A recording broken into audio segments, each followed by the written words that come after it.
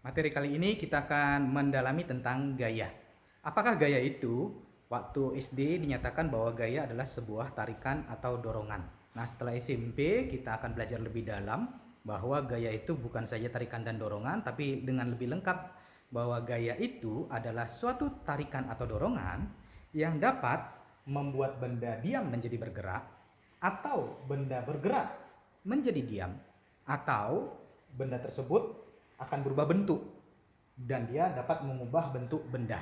Jadi ini adalah definisi yang lengkap tentang gaya yang dikemukakan oleh Isaac Newton. Jadi ketika benda sedang bergerak, ada yang menghentikannya, maka yang menghentikan itu disebut dengan gaya.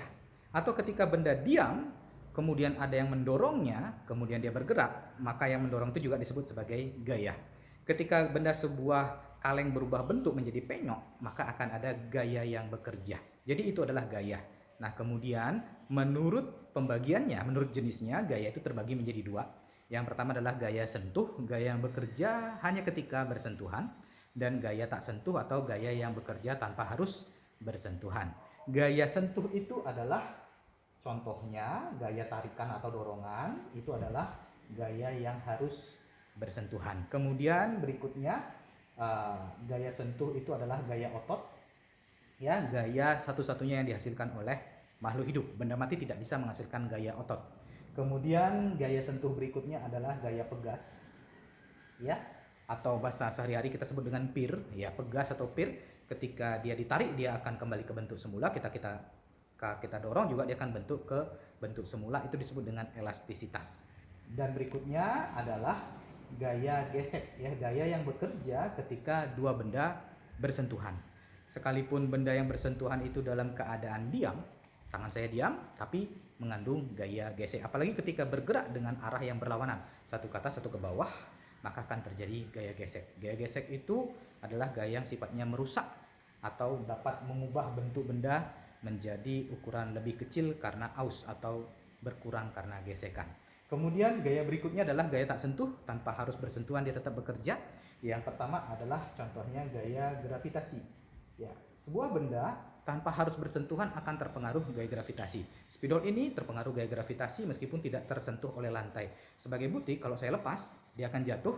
Ya, jadi proses ketika dia jatuh sebenarnya dia ditarik oleh inti bumi, pusat bumi, sehingga ketika dia ditarik dia diajak untuk bersentuhan, tapi pada posisi awal dia tidak bersentuhan dengan tanah, tapi ketika dilepas dia akan jatuh ke permukaan bumi. Itu disebut gaya gravitasi, termasuk gaya tidak sentuh. Posisi awal spidol tidak bersentuhan dengan tanah. Yang kedua adalah gaya magnet, ya. Magnet juga tidak perlu bersentuhan, meskipun hasil akhirnya bersentuhan, tapi bisa juga tolak menolak.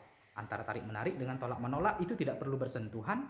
Ketika magnet yang kita dekatkan, ya, misalnya ini adalah utara dan ini selatan, ketika didekatkan maka seolah-olah ada tenaga yang menarik, itu disebut dengan gaya, namanya gaya magnet.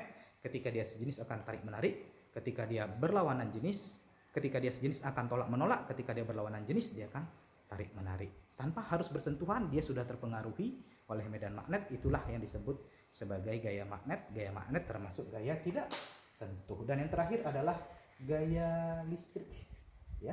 Gaya listrik termasuk tidak bersentuhan. Misalnya petir menyambar, sebelum menyambar dia tidak menyentuh benda apapun, tapi setelah menyambar dia bisa menyambar atap rumah, bisa menyambar pohon, sehingga hasil akhirnya pasti akan bersentuhan. Jadi kita hanya menilai posisi awal tidak bersentuhan, meskipun efeknya nanti akan bersentuhan. Ya, berikutnya adalah rumusan gaya, ya. Ada beberapa rumus gaya, ya, yang sudah kita kenal. Yang pertama yang paling umum, secara umum, ya, rumus gaya itu adalah M sama dengan M dikalikan dengan A.